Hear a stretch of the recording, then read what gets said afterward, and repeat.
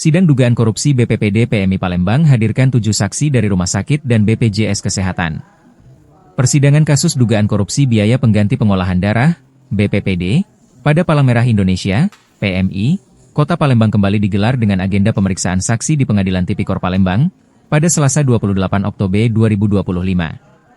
Dalam sidang kali ini, Jaksa Penuntut Umum, JPU, menghadirkan 7 orang saksi untuk memberikan keterangan. Para saksi yang dihadirkan merupakan perwakilan dari sejumlah rumah sakit swasta yang selama ini menjalin kerjasama dengan PMI Kota Palembang terkait pemenuhan kebutuhan darah. Selain itu, turut hadir 1 saksi dari BPJS Kesehatan.